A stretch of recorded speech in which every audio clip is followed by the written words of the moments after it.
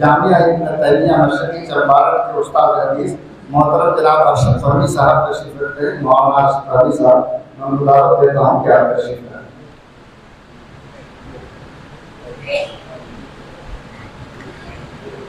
السلام علیکم ورحمۃ اللہ۔ الحمد للہ رب العالمین والعاقبۃ للمتقین والصلاة والسلام علی نبینا محمد وعلی آلہ واصحابہ اجمعین وبعد۔ حضرت امیر شریعت مولانا احمد ولی فیصل رحمانی، نائب امیر شریعت مولانا محمد شمشاد رحمانی قاسمی، دیگر علماء کرام اور سامعین محترم، یہ میری خوش نصیبی ہے کہ آج امارت شریعہ کے اس اجلاس میں مدارس اسلامیہ کنونشن کے نام سے منعقد ہو رہا ہے، میں شریک ہوں۔ حضرات گرامی، یہ امارت شریعہ کا دوسرا کنونشن ہے اور مجھے اچھی طرح یاد ہے کہ 2002 فروری کے مہینے میں تحفظ مدارس اسلامیہ کنونشن منگیر میں منعقد ہوا تھا اور میں نے اپنے ادارے جامعہ امام ابن تیمیہ کی طرف سے وہاں بھی شرکت کی تھی۔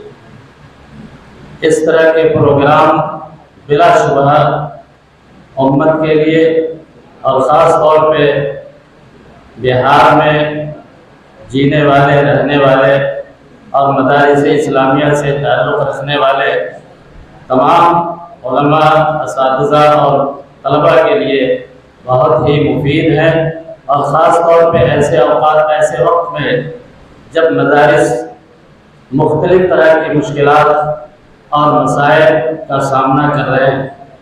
حضرات، میرا یہ ماننا ہے کہ آج مدارس اسلامیہ کو جو داخلی اور خارجی مشکلات پیش ہیں، یہ کوئی پہلی بار ایسا نہیں ہو رہے۔ آج سے 20 سال پہلے 2002 کا زمانہ تھا، جب اس ملک میں موجودہ ذہنیت کی حکومت بھی قائم نہیں تھی۔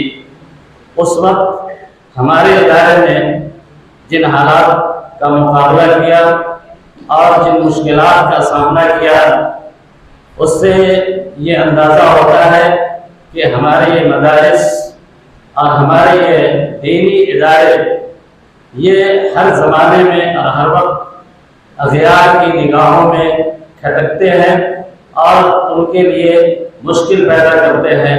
ہمیں اس کے لیے تیار رہنے کی ضرورت ہے۔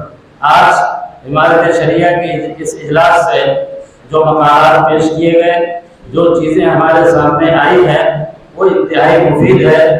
میں گزارش کروں گا ذمہ داران سے کہ ان مقالات کو تجاویز کی شکل میں اور اختصار کے ساتھ تمام لوگوں کو مہیا کیا جائے اور اس کی روشنی میں اقدامات کیے جائیں۔ صرف مقالات پڑھنے، سننے اور مجلس میں بیٹھ کر چلے جانے سے مسائل حل نہیں ہوتے، اس کے لیے عملی طور پہ اقدام کرنے کی ضرورت ہے۔